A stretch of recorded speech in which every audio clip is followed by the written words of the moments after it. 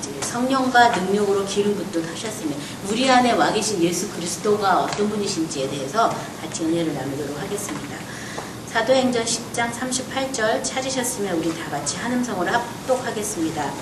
하나님이 나사렛 예수에게 성령과 능력을 기름 붓듯 하셨음에 그가 두루 다니시며 선한 일을 행하시고 마귀에게 눌린 모든 사람을 고치셨으니 이는 하나님이 함께 하셨음이라. 아멘. 아멘. 예수님을 소개하는 이 얘기를 딱 이렇게 38절 한 절에 말하고 있는데요. 여기 보면 하나님이 나사렛 예수에게 무엇과 무엇을 기름 붓듯 하셨다고요? 성령과 능력. 그래서 우리 안에 기름 부음이 이미 거하고 있고 기름 부음 안에서 처음에 붙잡은 것을 붙잡으라고 예수님이 그것에 대해서 우리에게 가르쳐 주시려고 오셨다. 성령으로 또 다른 보혜사 성령의 이름으로 오셨죠. 예수님의 영이에요. 성령은요. 그래서 예수님이 어떤 능력을 가지고 우리 가운데 오셨는지 또 성령의 능력으로 예수님이 어떤 사역을 했는지에 대해서 누가 와서 가르쳐 줄 거냐면 성령이 와서 가르쳐 주실 거예요. 근데 하나님은 간절히 찾고 찾는 자가 나를 만난다고 말씀하셨기 때문에 뭐 내가 아무 생각 안 하고 있는데 그냥 가르쳐 주는 게 아니라 내가 찾고 두드리고 하나님께 여쭤보면 가르쳐 주시는 거예요. 그래서 내 안에 와 계신 그리스도의 영. 사실은 우리는 그냥 구원자, 나 대신 죽으신 분, 나 대신 뭐 하신 분 정도로만 알고 있지 예수님에 대해서 그분이 받으신 어떤 성령이라든지 그분이 함께 하셨던 그 능력에 대해서는 우리가 잘 알기 원치 않고요. 모두 다 그런 것들을 은사라고만 하고 생각하거든요. 그래서 나한테 은사가 없으니까 나는 못하는 거지 라고 생각하고 있거든요. 근데 내가 하는 것이 아니라 내 안에 계신 그분이 하시는 거죠. 예수 성경을 잘 읽고 깨달으면 우리는 하나님의 집이 된 것이고 하나님이 우리를 통해서 나타나시고 우리를 통해서 일하시는 거거든요. 그러니까 내가 뭘 받고 내가 무슨 능력을 받고 내한테 무슨 은사가 나타나고 이런 것은 어떤 초보적인 신앙이라면 이제는 내 안에 계신 그분이 누구시냐, 그분이 우리를 어떤 그릇으로 사용하셔서 어떻게 나타나실 것이냐 이런 것에 대해서 우리가 이제 그분 앞에 나가셔야 되겠어요. 그래서 여기 보면 예수님이 받은 것이 지금 성령과 능력으로 기름 부음을 받았다라고 말하고 있어요. 뭐와 뭘로 기름 받았다고요? 성령과 능력으로. 그래서 저도 이 능력에 대해서는 지금도 계속 이제 성령을 통해서 지금도 저도 은혜를 받고 깨달음을 얻으려고 지금 찾고 찾는 단계인데요. 아무튼 이 성령과 능력에 대해서 내 안에 계신 예수님의 영이 지금 무엇으로 와 계시냐 하면 성령과 능력으로 와 계시다. 그분의 기름 부음은 성령과 능력을 받으신 기름 부음이라는 사실을 우리가 알아야 돼요. 그래서 그 능력에 대해서도 우리가 배워야 되겠고요. 그분이 받으신 그 성령에 대해서도 우리는 같이 성령을 쫓아서 배우셔야 되겠습니다. 그래서 이렇게 성령과 능력으로 기름 부음을 받으시고 그 다음에 받으셨음에 그 다음에 하신 일이 두루 다니시며 선한 일을 행하시고 마귀에게 눌린 모든 사람을 고치셨다. 기름 부음을 받은 다음에 할 일이 두루 다니신 일이죠. 그렇죠? 그래서 병자들을 찾아다니시고 죄인들을 찾아다니시고 복음을 전할 곳들을 두루 다니신 일 하시고 그 다음에 그 두루 다니시면서 하는 일이 선한 일을 행하시고 마귀에게 눌린 사람들을 고치는 일을 했다. 이렇게 하신 것은 하나님이 그와 함께 하셨기 때문에. 그러니까 하나님이 예수님과 함께 하셨는데 성령과 능력으로 함께 하셨다. 뭐 이렇게 말해도 되겠어요. 그렇죠? 그러니까 저와 여러분에도 하나님이 함께 하신다면 무엇과 무엇으로 함께 하신다고요? 성령과 능력으로 함께 하신다고. 그러니까 맨날 기도 응답받고 문제 해결이나 받고 하려면 언제 우리가 우리 안에 계신 예수님에 대해서 알게 되고 그분의 능력과 그분이 받으신 하나님의 어떤 성령에 대해서 하나님의 능력에 대해서 언제 우리가 뭘 배우겠어요. 그렇죠? 그래서 예수님의 어떤 하나님의 자녀로서의 삶을 산다면 예수님처럼 살아야 되는데 대부분 그렇지 못하고 그냥 구원받은 걸로 만족하고 이 다음에 죽어서 이 다음에 천국 가는 걸로만 해버리기 때문에 내 안에 계신 예수님에 대해서는 어떤 성령으로부터 배우려고도 좀 하지 않는다는 거예요. 그분이 내 안에 와 계신데도 불구하고 그분을 볼 수 없는 이유가 우리가 그분께 나가지 않기 때문에. 그래서 그분을 주목하고조차도 있지 않죠. 그렇죠? 필요할 때만 쳐다보고 있기 때문에 그분이 우리에게 뭔가 나에게 지금 나를 어떠한 도구로 사용하시려는가에 대해서는 별 관심이 없어요. 그렇죠? 그래서 여기 지금 성령에 대해서 먼저 보도록 하겠습니다. 성령. 우리 사도행전 1장 2절을 보도록 하겠습니다.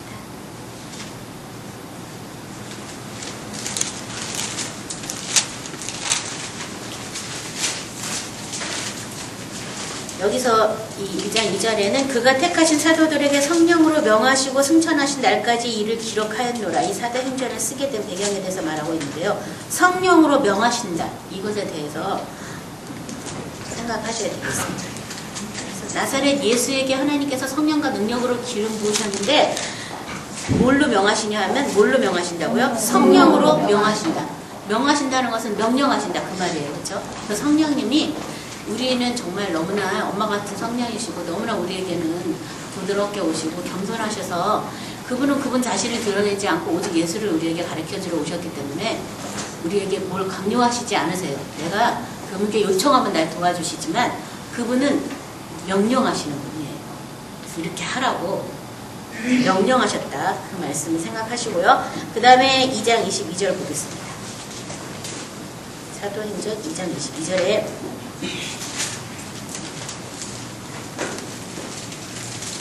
이스라엘 사람들아 이 말을 들으라. 너희도 아는 바와 같이 하나님께서 나사렛 예수로 큰 권능과 기사와 표적을 너희 가운데 베푸사 너희 앞에서 그를 증언하셨느니라.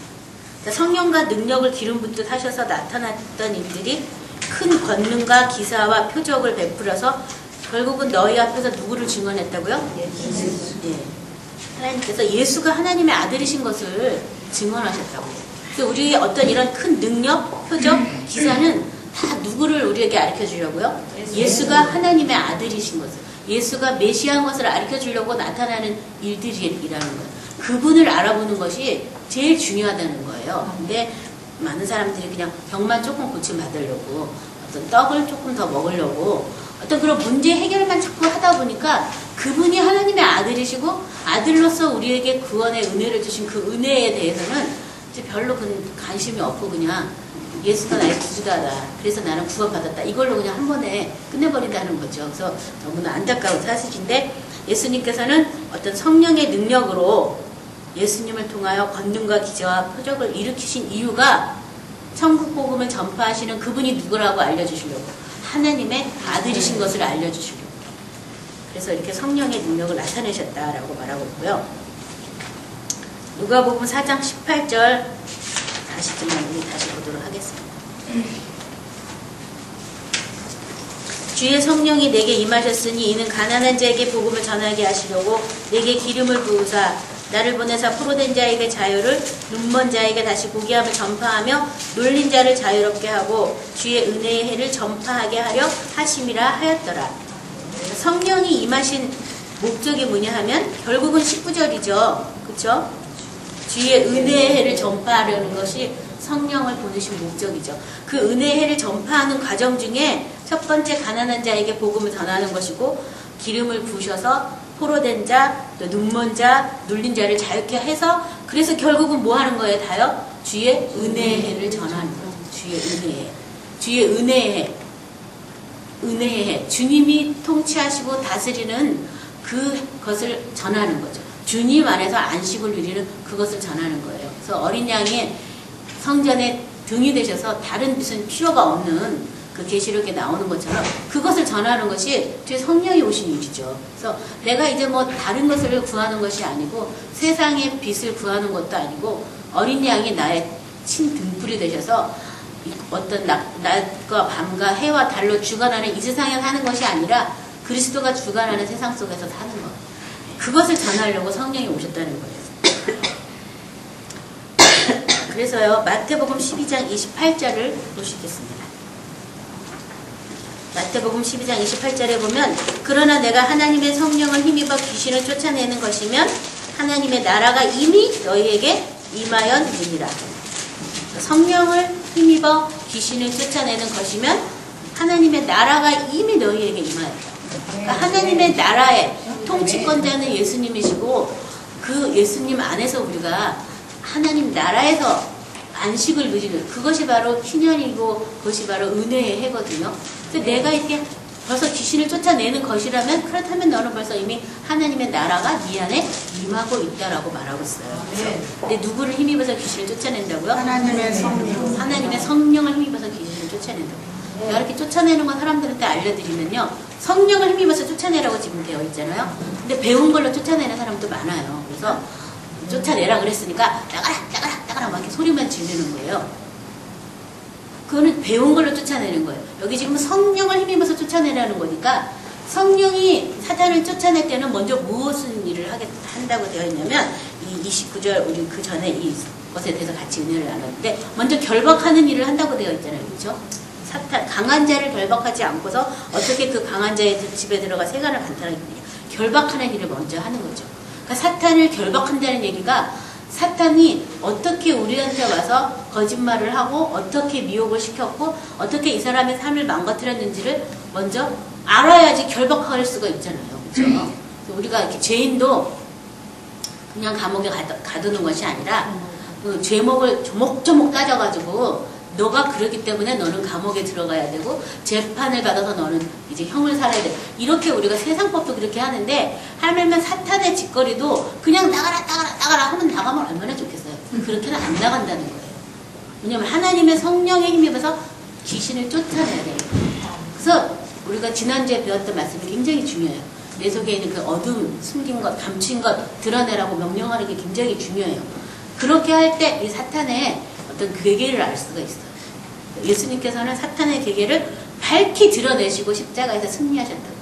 밝히 드러나는 일이 있어요. 예수님이 이미 다 드러냈기 때문에 우리도 드러나라고 명령한다면 사탄의 그 괴계가 드러나게 되어 있어요. 그래서 여기 지금 하나님의 성령을 힘입어서 쫓아내는 것. 그렇게 할 때 하늘나라가 임하였다라고 말씀하고 있어요. 그래서 결국은 우리가 주기도문을 외울 때요, 뜻이 하늘에서 이루어진 것처럼 땅에서도 이루어지라고 말하면서 하늘 나라에 임하시라고, 나라에 임하시라고, 하나님 아버지께 나라에 임하여 달라는 기도를 첫 번째로 하죠. 그래서 내가 하나님의 나라가 되면 하나님이 나와 함께 계실 수 있잖아요. 내가 하나님의 나라가 안 됐다면 하나님이 함께 하시고 싶어도 함께 하실 수가 없는 거예요. 그렇죠? 어둠과 빛이 함께 할 수 없다라고 성경에서 말씀하신 것처럼. 그래서 우리 안에 계신 성령이 예수님의 능력으로 오신다면 먼저 무슨 일을 하냐 하면 이렇게 결박되어진 일들을 풀어내는 일을 먼저 하는 거예요. 그래서 우리 아까 권사님이 나눔하는 거 제가 얼핏 들었는데요. 내 속에 어떤 그 선과 악의 구조가 점점 극명하게 되는 거예요. 빛과 어둠이 같이 공존하고 있기 때문에 내가 빛의 나라에 있다 어둠의 나라가 있을 때 천국과 지옥을 맛보는 게 점점 이렇게 극명하게 되는 거예요. 그전에는 지옥 속에 살았는데도 살았는지도 모르고 어둠 속에 살았는데도 살았는지를 몰랐다면 이제 점점 그게 너무 극명하게 돼서 내가 이제는 그게 너무 힘들어서 어둠 속에 헤매는 게 너무 싫어서 빛으로 오는 것이고, 내가 정말 말씀 아닌 것을 헤매고 살다 보니까 말씀을 붙잡는 게 점점 더 간절해지는 게, 이렇게 신앙생활이 점점 바꿔지는 게 당연한 거예요. 왜냐하면 성령이 오셔서 지금 예수님이 우리에게 오셔서 어떤 기름 부으심 안에 우리를 가르치고 있다는 증거거든요. 그래서 먼저는 여러분이 성령에 힘입어서 사탄의 세계를 쫓아내는 일들을 먼저 하셔야 되겠습니다. 그래서 예수님이 가신 곳마다 귀신을 쫓아내는 일을 하셨어요. 병든 자를 고치시는 일도 했지만 귀신을 쫓아내는 일도 하셨죠. 자, 그래서 성령을 힘입는 저와 여러분이 되셔야 되겠습니다. 그 다음에요, 로마서 1장 4절이에요.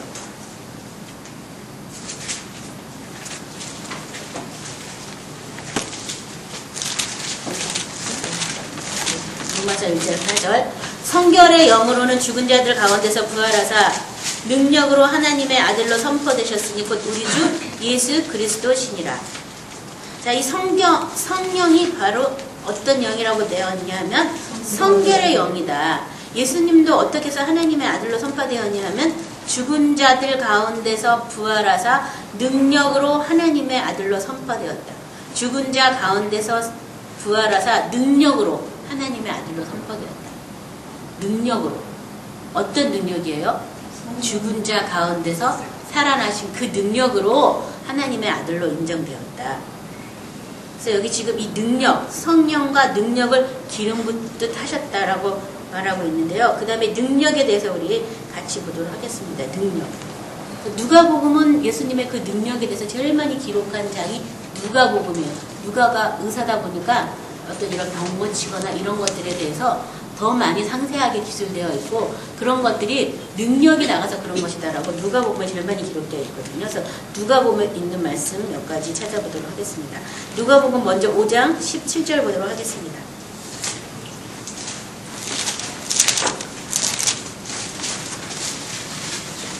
하루는 가르치실 때 갈릴리의 각 마을과 유대와 예루살렘에서 온 바리새인과 율법 교사들이 앉았는데 병을 고치는 주의 능력이 예수와 함께 하더라. 여기 보면 병을 고치는 주의 능력이 예수와 함께 하더라. 병 고치는 뭐예요? 능력. 여기 주의 능력이 하나님의 능력이 예수와 함께 하더라. 라고 말하고 있고요. 그 다음에 6장 19절 보도록 하겠습니다. 그 다음 장.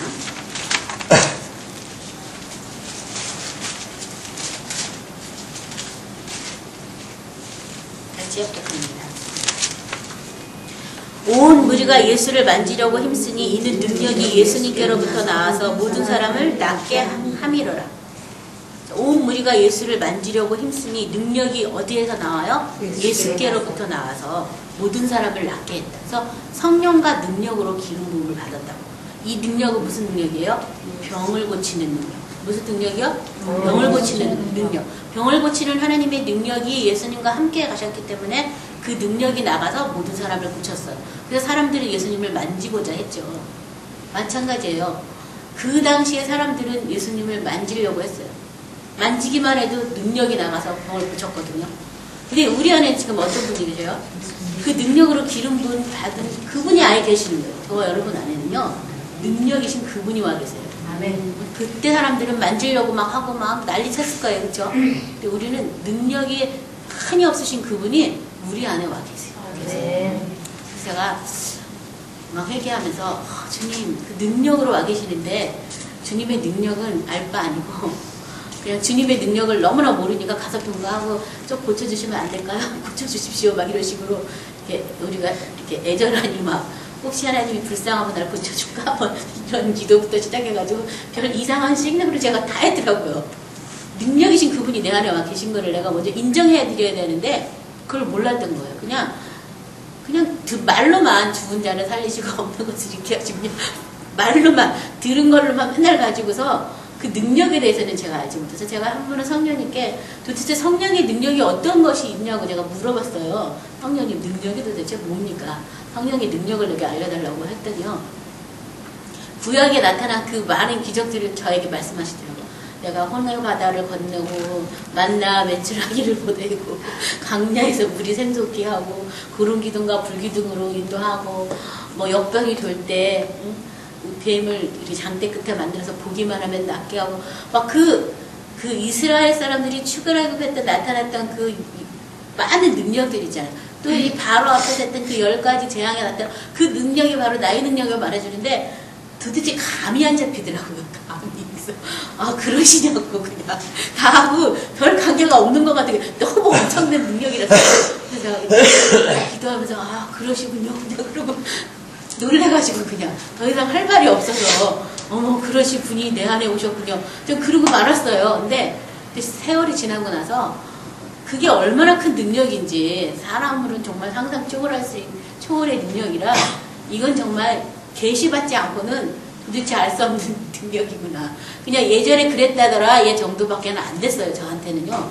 근데 이렇게 예수님을 만지려고 했던 그 많은 사람들을 생각할 때 나도 정말 예수님이 내 앞에 계시면 만지기만 했어도 그 능력이 나한테 올 텐데 막 만졌으면 좋겠다 막 이런 생각이 들었던 거예요. 이 성경에 보면 그 혈루병 여인이 여러분 아시죠? 혈루병 여인이 누가복음 8장 46절에 보면요. 예수께서 이르시되 내게 손을 댄 자가 있도다. 이는 내게서 능력이 나갈 줄 아미로라 하신대. 그 혈루병 여인이 딱 만졌을 때 예수님한테서 그 능력이 나가서 누군가 고쳐졌다는 걸 예수님 알으셨거든요. 그 여인 얼마나 좋았을까. 예수님을 그렇게 만져서 병이 나서 얼마나 좋았을까. 제가 예전에 많이 아프고 눌렸을 때 정말 예수님이 여기 계시면 나도 좀 만져봤으면 좋겠다 막 이런 생각을 했어요. 근데 그분이 만질 필요도 없는 그분이 내 안에 오신 것은 제가 인정하지 않은 거예요. 그냥 그건 그거고 지금 나한테 오신 분은 그냥 그거야. 인정을 안 해드리니까 그분이 내 안에 아무리 큰 능력으로 와 계실지라도 나와 아무 상관이 없는 거예요. 그래서 오늘 기도하실 때 능력이 있는 그분이 내 안에 오신 것을 먼저 인정해 드리세요. 네. 기도를 먼저 인정하면 하나님께서 역사하실 거예요. 그래서 내가 나눔하는 걸 얼핏얼핏 엿들었는데요. 내 안에 예수님이 계신 것도 안 계신 것도 같고 그런 마음이 들 때 그분을 먼저 인정하는 기도를 자꾸 하는 거예요. 그래서 그 은택을 잊지 말라고. 그분이 어떤 분이시라는 걸 내가 자꾸 인정하다 보면 그 믿음이 확 오거든요. 그래서 말씀을 자꾸 선포하는 것도 우리가 그분을 인정하는 거죠. 주님은 이런 분이시다, 이런 분이시다. 이렇게 자꾸 말씀을 선포하는 것도 그분을 인정하는 것이죠. 이렇게 능력이 있는 그분이 내 안에 오셨다. 그분의 그 기름 부심이 이미 내 안에 있다는 걸 여러분 믿으시기 바랍니다. 그래서 내게 있는 그 능력이 한이 없으신 그분에 대해서 우리는 배워야 되는 거죠. 그분에 대해서 알아가는 삶을 살아야 되는 거예요. 그렇죠? 능력으로 와 계셨어요. 자, 그 다음에 어디 보시냐면요. 계시록 5장 9절을 보도록 하겠습니다.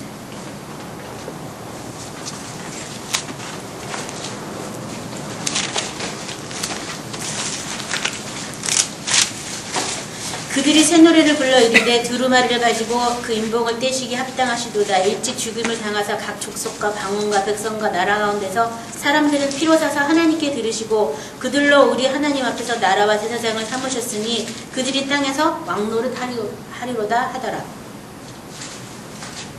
그래서 은혜와 의의 선물을 넘치게 받은 사람들이 이 세상뿐 아니라 오는 세상에서도 왕노릇을 할 것이다라고 바울이 로마서에서 말한 것처럼 어떤 사람이 이 땅에서 왕노릇 하냐 하면요. 나라와 제사장으로 삼은 사람들. 근데 어떻게 해서 나라와 제사장으로 삼았다고 했냐 하면 그의 피로 사서 하나님께 드린 사람들. 사람들을 피로 사서 하나님께 드리시고 예수의 피값으로 내가 이제 옛사람은 예수님과 같이 못 박아 죽고 내가 이제 그리스도의 피로 같이 예수님을 통해서 값을 지불하고 사셔서 이 값을 누구한테 지불한 거예요?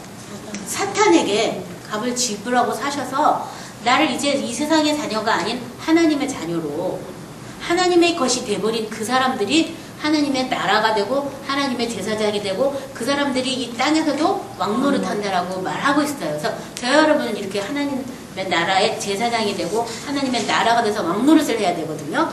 자, 이 사람들이 부르는 노래가 있습니다. 12절에 보면 여기 지금 아까 그 앞에도 새 노래라고 그랬는데요. 22절에 보면 큰 음성으로 이르되 죽음을 당하신 어린 양은 능력과 부와 지혜와 힘과 존귀와 영광과 찬송을 받으시게 합당하더라 하더라. 이 새 노래를 누구를 부르는 거냐면 어린 양을 노래해요. 이 새 노래는요. 근데 여기 보면 첫 번째 뭐를 노래해요? 능력을 노래해요. 어린 양을 노래해요? 능력을 노래한다는 거예요. 능력을요. 그래서 이제 능력을 배우실 때가 되신 거예요. 그 능력이 어떤 능력인지. 왜냐면 그 능력으로 우리는 예수 그리스도도 죽었다가 다시 부활하심으로 그 능력으로 하나님의 아들로 인정됐다라고. 그래서 아까 우리 로마서 1장 4절 읽으셨잖아요. 그것처럼 그 능력으로 내가 하나님의 아들이 됐거든요. 예수 그리스도가 다시 부활하셔서 능력으로 하나님의 아들이 된 것처럼 나도 그 능력으로 하나님의 아들이 됐어요. 그 능력을 여러분이 아는 것이 관건인데 그 능력이 마귀에게 포로된 것을 자유케 하고 눌린 것을 자유케 하고 어두워서 보지 못하는 것을 보게 된 그 능력이에요. 그래서 그 아까 누가복음 4장에서 나온 것처럼 가난한 자에게 복음을 전하시고 눈먼 자를 다시 보게 한다. 내가 소경이 아닌데 뭘 다시 본다가 아니라 내가 이제 육의 눈이 아닌 영의 눈으로 다시 보게 되는 것이고 내가 눌려 있어요. 누구한테? 사탄에게. 죄와 사망의 법에 내가 눌려있는 것에서 내가 자유하게 되고 내가 또 포로되어 있어요. 그렇죠? 여러 가지의 포로가 되겠거든요. 거기서 내가 다 벗어나서 내가 이제 하나님의 나라가 되고 하나님의 제사장이 되는 그 능력에 대해서 여러분은 이제 계속 배우시는 거예요. 그러니까 능력이라는 것은 결국은 사탄의 괴계를 아는 능력이죠. 그렇죠? 또 그것을 이기신 예수님의 어떤 능력, 보혈의 능력, 말씀의 능력, 성령의 능력을 말하고 있어요. 그래서 그런 능력들을 자꾸 이제 많이 배우는 거예요. 그래서 하루아침에 그 능력이 탁 쌓이는 것이 아니라 스킬이라고 그러죠. 막 요새 애들 막 게임할 때 막 아이템들을 하나씩 얻어야지 뭐 스킬이 생겨가지고 뭐 싸우면서 이기고 하더라고요. 그런 것들을 우리도 하나하나씩 싸움을 하면서 얻어지게 되면서 육신의 정욕에 죽는 거에 대한 것들, 뭐 어떤 육신의 어떤 악에 대해서 죽는 것들, 뭐 어떤 내가 원하지 않는 어떤 생각이라든지 내가 품지도 않아도 어떤 감정들이 나를 사로잡았을 때 그런 것들을 못 봐가 죽고 새롭게 내가 하나님의 말씀 안에서 체험받는 어떤 그런 능력들을 한순간에 팍 알게 되면 너무나 좋지만 한순간에 되지 않는다는 거죠. 그 스킬을 쌓아나가는 거죠. 그렇죠? 그래서 이렇게도 해보고 저렇게도 해보면서 엎어졌다 자빠졌다 하면서 지옥도 한번 갔다가 천국도 바꾸다가 막 이러면서 우리가 싸움을 하는 거예요. 그래서 그런 과정들을 우리가 1년이 걷기 때문에 왜 이렇게 안 되는 것 같지? 왜 이렇게 더딘 것 같지? 난 안 되나 봐. 이렇게 자꾸자기 하는 마음을 누가 줘요? 사탄이 주는 거죠. 더 이상 보지 못하게 하려고. 포기하려고. 절대 포기하시면 안 돼요. 왜냐면 넉넉히 이기는 전쟁을 우리는 하고 있습니다. 네. 분명히 이건 이길 거예요. 근데 내가 이기지 못하는 이유는 아직 내가 그 계획을 완벽하게 깨닫지 않았기 때문에 아직 못 이기는 뿐이거든요. 그래서 가장 중요한 게 숨긴 것, 감추인 것, 드러나라고 명령하는 게 제일 중요한 거예요. 그래야 그 계획을 밝히 알 수가 있어요. 알아야 다시는 속지 않고 아 내가 내 삶을 이렇게 사탄한테 내주고 내가 이렇게 거짓말에 속았구나. 내가 이렇게 미혹한 것에 내가 내 마음을 빼앗겨오는 알아야 생각도 지키고 마음도 지키고 말씀 안에서 점점 이렇게 견고하게 될 거거든요. 그래서 여기 지금 어린 양의 노래를 부르는 거예요. 어린 양 예수가 나의 목자가 되기까지 내가 어떠한 능력들로 내가 더디어졌는지를 알게 되는 거죠. 그렇죠? 그래서 그 다음에 이제 뭐 부와 지혜, 힘, 존귀, 영광, 창성 이런 것들을 이제 우리가 노래할 건데요. 이 능력을 저와 여러분이 배워 나가셔야 되겠습니다. 에베소서 1장 19절부터 23절 보도록 하겠습니다. 그의 힘의 위력으로 역사하심을 따라 믿는 우리에게 베푸신 능력이 지극히 크심이 어떤 것을 너희로 알게 하시기를 구하노라. 그의 능력이 그리스도 안에서 역사하사 죽은 자들 가운데서 다시 살리시고 하늘에서 자기의 오른편에 앉히사 모든 통치와 권세와 능력과 주권과 이 세상뿐 아니라 오는 세상에 일컫는 모든 이름 위에 뛰어나게 하시고 여기 보면 그 능력이 지극히 크심이 어떤 것을 우리가 어떻게 하길 원한다고요? 알게 하기를 원한다고. 근데 그 능력이 어떻게 됐어요? 그리스도 안에서 역사하사 죽은 자들 가운데서 다시 살리시고 하늘에서 자기 오른편에 앉았다. 그 능력이 그렇게 했다는 거예요. 그래서 내가 예수님과 같이 못 박아 죽고 예수님 안에서 내가 다시 거듭나서 예수님을 통해서 내가 함께 보좌에 앉는 그 일련의 과정들을 통해서 우리는 그분의 능력에 대해서 자꾸 알게 되죠. 그분의 능력에 대해서 알게 된다는 것은 사단과 많은 어떤 싸움에서 전투에서 우리가 그 승리의 그 이김을 알고 있다 뭐 이 말과 똑같아요. 그래서 그냥 쉽게 편하게 그 단박에 될 수는 없을까? 이런 생각을 다 버리셔야죠. 이 싸움이라는 것은요 굉장히 치열한 거예요. 승리하기 전까지는 진 거예요. 중간이 없어요. 중간에 내가 이 싸움 하다 말고 내가 다음에 다시 또 싸우지. 그러면 이건 진 거예요. 전투라는 거는 내가 고지를 탈환할 때까지 싸워야 되는 게 전투거든요. 그래서 많은 사람들이 그런 것 같아요. 내가 어떤 그 승리를 얻을 때까지 내가 몇 날이고 며칠이고 싸우면 빨리 그 승리를 볼 수 있는데 조금 싸우다 말고 사탄이 주는 거짓말에 자꾸 속는 거야. 나 이거 맨날 뭐 싸움만 해 힘든데 그냥 쉬어. 그러면 그래 쉬어야지 뭐 싸움 안 하고 사는 사람도 많아 뭐 이러면서 적당히 해 자꾸 속는데요. 전투라는 건요 깃발을 꼽을 때까지 멈추면 안 돼요. 아니면 진 거예요. 영적 전투는 죽거나 살거나 두 가지예요. 지거나 이기거나 딱 두 가지예요. 중간 단계가 없거든요. 그러니까 내가 이걸 소상히 내가 속은 걸 알 때까지 내가 기도를 멈추지 않겠다. 내가 오늘 다 못했으면 내일 또 하리라. 뭐 이런 작심을 하고 해야 되는데 그냥 이겼대더라. 이겼나보다. 이기기를 바라보다. 뭐 이런 식으로 우리가 어떤 희망사항으로 영적 전투를 너무 이렇게 소홀하게 한다는 거예요. 그런 것들을 강하게 하셔야 되겠어요. 왜냐하면 그 능력이 우리한테 얼마나 큰지 우리가 알기를 원한다라고 말하고 있으니까 그 능력을 내가 알아야 될 거 아니에요. 그렇죠? 배우려고 지금 어떤 그런 시간들이 주어졌고 기간들이 주어졌는데 사람들이 그런가 봐. 그냥 때가 되면 될 거야. 뭐 이런 걸 모든 것을 때로 이렇게 넘겨버렸는데 은혜 받을 때밖에 없어요. 저와 여러분에게는요. 은혜를 계속해서 구하시는 저와 여러분이 되시길 바랍니다. 또 사탄한테 절대 속지 말으셔야 되겠어요. 저도 이렇게 싸움할 때 그런 생각했어요. 내가 언제까지 싸워야 될 것인가? 맨날 왜 싸움만 해야 될까? 막 이러면서 하나님, 언제 나는 이 싸움 안 합니까? 언제 쫓아내는 거 좀 그만둡니까? 저도 하나님께 물어본 적도 많아요. 근데 항상 제가 기도할 때마다 성령이 끝날 때까지 하겠습니다. 이거 언제 끝나야 될지 저는 모르기 때문에 성령이 지금 제가 지금 싸우는 중인데 끝날 때까지 저는 하겠습니다. 이걸 항상 이렇게 해서 오늘 성령이 끝날 때까지 싸우는 거예요. 뭐 3시간 싸우면 3시간 싸우고 1시간에 끝나면 1시간 끝나. 오늘 나는 얼마큼 정도 해야 될지 모르니까요. 하여튼 그렇게 하고 그 영적 싸움을 저는 했었거든요. 그래서 끝나게 되면 끝났어요. 그래서 끝나는데 우리가 어떻게 할까? 근데 제가 보니까 끝날 때 꼭 성령이 저한테 할렐루야 이런 기도를 시키더라고요.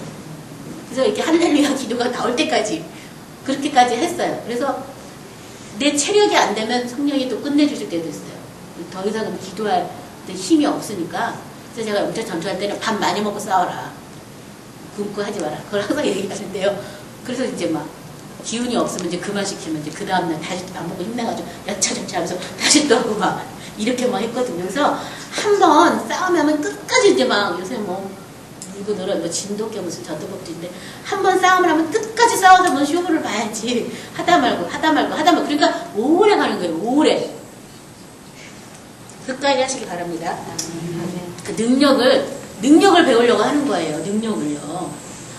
전쟁에서 이겨가지고 그 능력이 뭔지 알게 하려고 하게 하는 거예요. 예수님이 이미 다 이겼는데 왜 우리가 해야 될까요? 막 이런 생각을 우리가 할 수도 있어요. 그 능력을 알게 하려고. 그래서 하나님의 어떤 통로로 하나님의 집으로 우리를 사용하시는 그 목적이 있기 때문에 그 능력을 알게 하려고. 그래서 그 영광의 부여를 우리에게 알게 해주려고 하나님께서 그렇게 하게 하시는 거예요. 그래서 싸움이 더디다고 짜증내지도 말고 싸움이 힘들다고 투덜대지도 말고 그냥 하세요. 끝까지. 네. 그래서 넉넉히 이기는 저와 여러분이 되실 줄 믿습니다. 여기 예수님은 23절에 보면 교회는 그의 몸이니 만물 안에서 만물을 충만케 하시니 이의 충만함입니다. 그래서 우리도 작은 교회들인데 우리 안에 이미 그분은 어떻게 해요? 만물을 충만케 하시는 충만으로 충만히 계시다고 성경이 이렇게 써 있는 게 얼마나 감사해요. 그렇죠? 그분이 나한테 충만히 있다는데 내가 없다고 하는 게 이게 뭐냐 하면 다 불신앙 아니에요. 그렇죠? 내 느낌상 없다고 생각하는 거. 사탄에게 이게 다 속는 거예요. 그렇죠? 그분이 나한테 충만이 있다는데 신성에 무슨 충만으로 우리 육체까지 거하신다고 말하고 있는데 그분이 거하신다면 나도 충만하다고 믿고 충만한 게 뭔지 배워야 되는데 그렇게 하지 않는 거죠. 그냥 충만하게 해주시오. 충만하게 해주십시오. 막 그렇게 기도 많이 해요. 성령 충만 달라고도 기도 많이 하는데요. 성령 충만해서 뭐 할 거 내가 안 나오는데 어떻게 되겠어요. 그렇죠? 그래서 이렇게 충만한 영으로 이미 그분은 우리에게 충만하게 거하고 계시다. 그래서 이왕이면 충만하신 주님, 내 안에 충만하게 계신 주님을 내가 잘 보지 못하니까 보게 해달라고 이렇게 기도한다면 그게 더 능력 있는 기도가 되지 않겠어요? 그래서 예수님은 이렇게 성령과 능력으로 기름 부음을 받으셔서 돌아다니시면서 선한 일을 행하셨어요. 그래서 선한 일이 무엇인가? 예수님이 하신 선한 일은요, 하늘 나라를 전파하는 일을 하셨어요. 그래서 하늘 나라가 눈물이 없고 애통이 없고 앓는 것이나 곡하는 것이 없기 때문에 하늘 나라에 그 없는 것을 우리에게 보여주시려고 아픈 자들마다 다 고쳐줬어요. 앓는 것이 없으니까. 곡하는 게 없거든요. 그래서 예수님이 만난 죽음의 현장 사람마다 다 어떻게 했어요? 다 살리셨어요. 또 그런 것이 없는 걸 우리한테 보여주려고. 그래서 이 선한 일을 행한다는 것은 하늘 나라를 사람들한테 보여주는 것. 그게 바로 선한 일이에요. 선하신 분이 하나님 한 분이시니까 하나님 아버지가 어떤 분이시라는 것을 우리가 사람들한테 보여주는 것. 그래서 그 하나님의 생명을 예수 그리스도를 통해서 우리에게 주셨어요.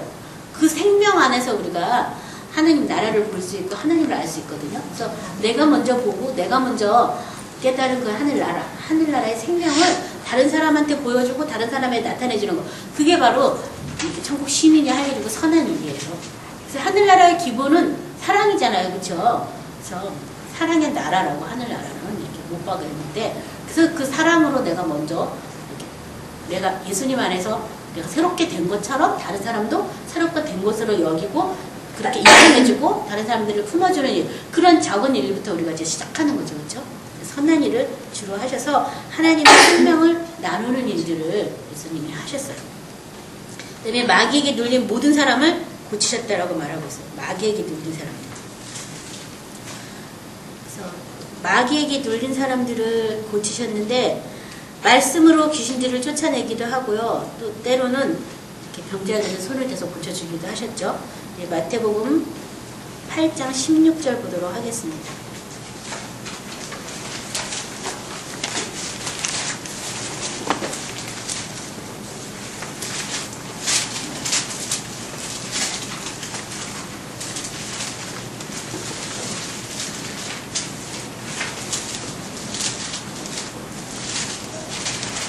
저물매 사람들이 귀신 들린 자를 많이 데리고 예수께 오거늘 예수께서 말씀으로 귀신들을 쫓아내시고 병든 자를 고치시니 말씀으로 어떻게 했다고요? 귀신들을 쫓아내셨다 라고 말하고요. 누가복음 13장 제가 그냥 읽을게요. 18해 동안이나 귀신 들려 앓으며 꼬부라져 조금도 펴지 못한 한 여자가 있더라. 이 여자를 고치셨어요. 16절에 그러면 18해 동안 사탄에게 매임받은 이 아브라함의 딸을 안식일에 이 매임에서 푸는 것이 합당하지 아니하냐. 그래서 사탄에게 매임받아서도 사람들이 돈 벌리는데 여기 보면 꼬부라지고 펴지 못했다라고.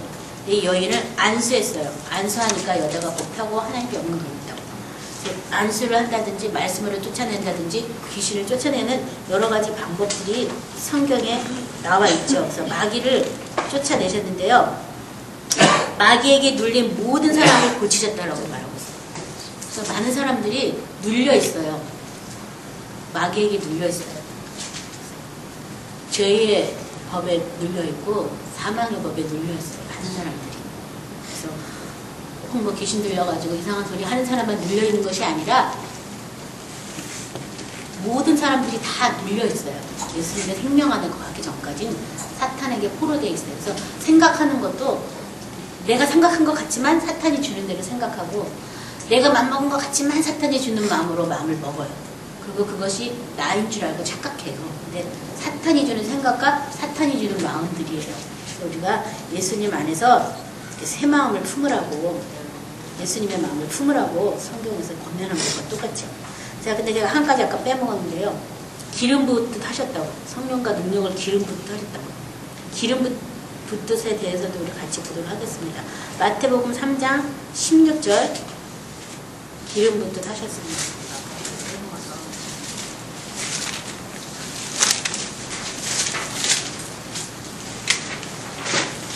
예수께서 세례를 받으시고 곧 물에서 올라오실새 하늘이 열리고 하나님의 성령이 비둘기같이 내려 자기 위에 임하심을 보더니 세례 받으시고 물에서 올라올 때 하늘이 열리고 하나님의 성령이 뭐같이요? 비둘기같이 비둘기같이 임했다. 요한복음 1장 32, 32절에도 비둘기같이 임했다고. 요한이 또 증언하여 이르되 내가 보매 성령이 비둘기같이 하늘로부터 내려와서 그 위에 머물렀더라. 나도 그를 알지 못하였으나 나를 보내어 물로 세례를 베풀라 하신 그이가 나에게 말씀하시되 성령이 내려서 누구에게든지 머무는 것을 보거든 그가 곧 성령으로 세례를 베푸신 이인 줄 알라 하셨기에. 그래서 예수님이 성령으로 세례를 베푸실 것인데 여기 보면 예수님의 성령이 임하셨을 때 뭐처럼 임했다고 지금 말하냐. 뭐처럼요? 비둘기같이. 비둘기같이. 많은 사람들이 성령이 임할 때 성령이 불같이도 임하죠. 바람같이도 임하죠. 근데 예수님만 임하실 때 뭐같이 임했어요? 비둘기같이 임했다고. 비둘기의 형체같이 내려서 임하는 걸 봤다라는 이런 기록들도 있어요. 자, 그래서 비둘기가 성경에 많이 나오죠. 그렇죠? 구약부터 많이 나오는데 비둘기가 최초의 큰 일을 치러낸 것이 뭐냐면 노아 홍수 때. 그렇죠? 노아 홍수 때 비둘기가 날아갔다가 육지가 없어 다시 돌아왔다가 다시 이제 육지가 생기니까 비둘기가 나무니 물고 왔죠. 그래서 이 비둘기가 어떤 그런 상징적인 걸로 제사 지낼 때도 비둘기, 산비둘기, 맷비둘기 이런 걸로 막 비둘기로 제사 지내죠. 시편 우리 68편 13절을 보도록 하겠습니다.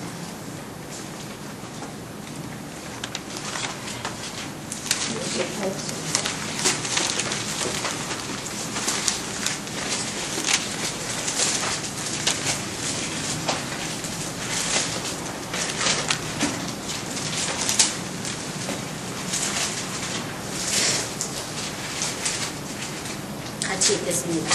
너희가 양우리에 누일 때에는 그 날개를 은으로 입히고 그 깃을 황금으로 입힌 비둘기 같도다. 우리가 어디 누워있을 때요? 양우리에 누울 때. 뭐 같다고요? 비둘기 같다고. 아가사에도 보면 그 사랑하는 자를 다 뭘로 비교하냐면 비둘기 같고, 사랑하는 자야 너는 비둘기 같고, 너희 눈이 비둘기 같고. 이 비둘기 같다는 얘기가 아가사에도 무척 많이 나와요. 사랑하는 자를 비둘기로 여기신 거죠. 그렇죠?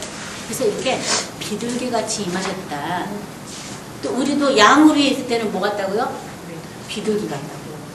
그래서 어떤 비둘기라는 형체라고는 말했지만 어떤 사랑, 온유, 겸손, 자비, 그런 상징으로 성령이 예수님을 임하셨을 때 비둘기같이 임하셨다고 말했어요. 그러니까 그 기름 부음은 뭐 이렇게 막 불을 받아가지고 막 뭐 뒤집어지고 나등거려지고 막 뜨거워서 어떻게 할 줄 모르고 그 불 때문에 불을 간직하려니까 막 기도해야 되고 불 때문에 열정적으로 하는 그런 거랑 전혀 다른 모습으로 이 성령의 능력이 임하셨다는 것을 우리가 알 수가 있어요.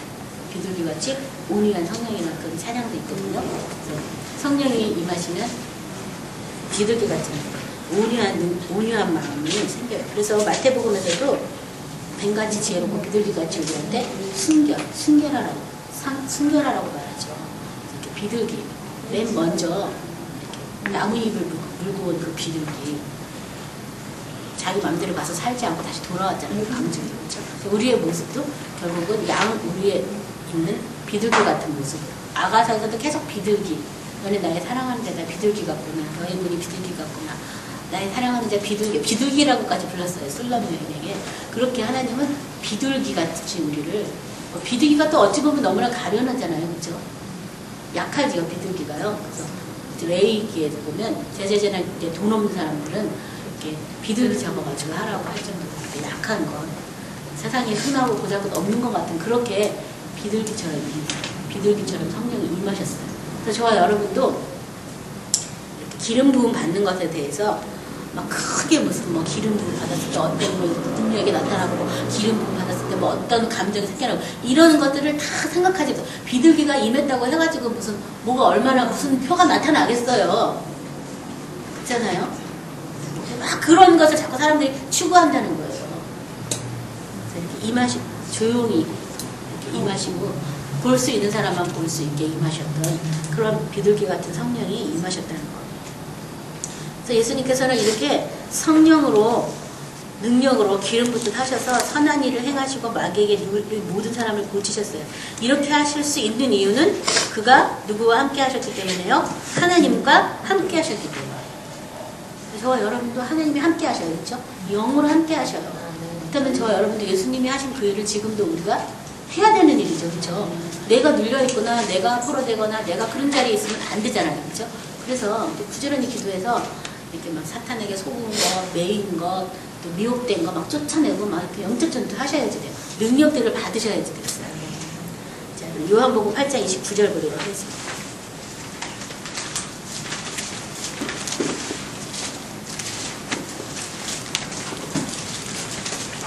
나를 보내신 이가 나와 함께 하시는 도다. 나는 항상 그가 기뻐한 일을 행함으로 나를 혼자 두지 아니하셨느니라. 어떻게 예수님이 항상 하나님과 함께 하실 수 있었느냐? 뭐 했기 때문에요? 항상 그가 기뻐하는 일을 하셨기 때문이다. 그렇죠? 예수님이 그래서 기뻐하는 뭐를 행했다고요? 일을 행했다. 기뻐하는 일.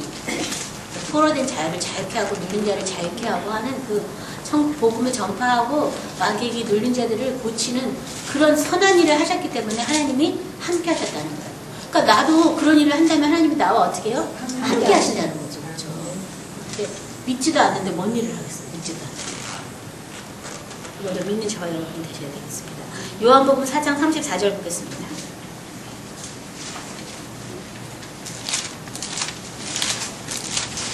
예수께서 이르시되 나의 양식은 나의 보내신 이의 뜻을 행하며 그의 일을 온전히 이루는 이것이니라. 예수님의 양식이 바로 이것이다. 예수님의 뜻을 행하고 그의 일을 온전히 이루는 게 바로 나의 양식이다. 내가 먹을 것이다 라고 말할 정도로 예수님은 그분의 뜻을 이루러 오신 분이에요. 그분의 뜻을 행하러 오신 분이에요. 그래서 나중에 또 이런 말을 하시죠. 어디 보시냐면요. 요한복음 6장 38절 보겠습니다.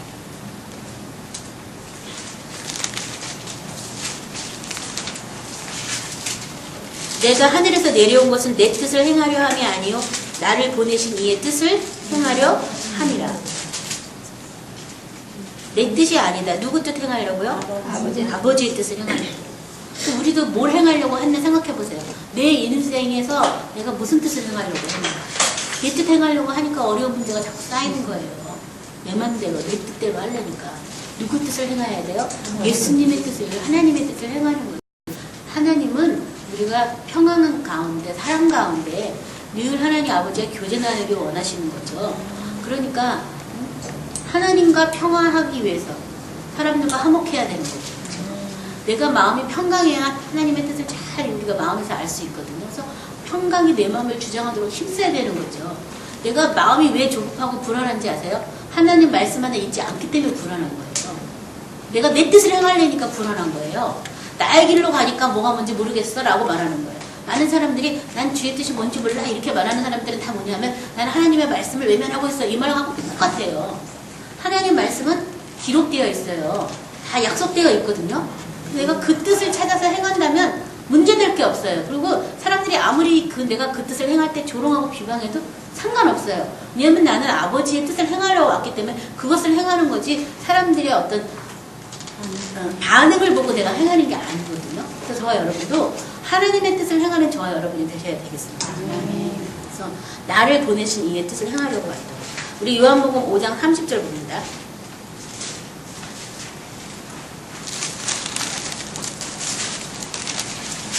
같이 합독 봅니다. 내가 아무것도 스스로 할 수 없노라. 듣는 대로 심판하노니 나는 나의 뜻대로 하지 않고 나를 보내신 이의 뜻대로 하려 함으로 내 심판은 의로우니라. 예수님이 내가 아무것도 스스로 할 수 없다. 예수님이 하나님의 아들이셨음에도 불구하고 나는 아무것도 스스로 할 수 없다라고 말하신 거예요. 하나님의 아들조차도 하나님 아버지의 뜻을 행하러 왔기 때문에 나는 아무것도 할 수 없다라고 말했거든요. 그렇다면 저와 여러분도, 구원받은 저와 여러분도 내 안에 계신 그리스도와 더불어서 한다고 한다면 나는 아무것도 할 수 없다라고 말해야 되는 거 아니에요? 난 아무것도 할 수 없다. 내가 할 수 있는 일은 죄 짓는 일밖에 할 수 없어요. 누구 미워하고 막 사탄하고 짝짓는 일밖에 할 수 없기 때문에 내가 죽었다고 믿는다면 나는 내가 할 수 있는 일이 아무것도 없다는 걸 믿으시는 거예요. 그리고 이제 누구의 뜻을 행하는 거예요? 예수 그리스도 안에서 하나님의 약속들을 행하는, 이것들을 행하는 거죠. 그래서 그분이 심판하시는 대로 심판하고 그분이 판단하신 대로 판단하는 거예요. 그래서 그분이 보기에 선하다 하면 선한 것이고 그분이 아름답다 하면 아름다우신 것이고 그분이 저 사람도 새로운 피조물이라고 하면 그냥 새로운 피조물이 되는 거예요. 나의 감정하고는 아무 상관이 없는 거예요. 근데 어쩌자고 내가 주인 노릇을 하고 어쩌자고 내가 내 뜻대로 하고 내 길대로 하면서 나 힘들어요, 아파요, 고통스러워요 아무리 얘기해도 그 일에 대해서 노코멘트 하시는 거예요. 왜냐면 그것은 하나님의 뜻이 아니었기 때문에 대답 안 하시는 거예요. 그냥 아직도 네가 헤매고 있구나, 네가 많이 힘들겠다, 그냥 이렇게 바라보시는 거지 그 일에 대해서 말씀 안 하시는 거예요. 자, 그래서 이 요한복음 5장 30절을 숙제를 제가 내드릴 거예요.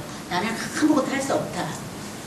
한 주간 동안도 기도하시면서 계속 주님의 뜻을 묻고 주님을 통해서 내가 이렇게 판단하고 주님대로 생각하는 것들을 계속 우리는 공부하셔야 되겠습니다. 자, 마지막 절 요한복음 6장 38절입니다.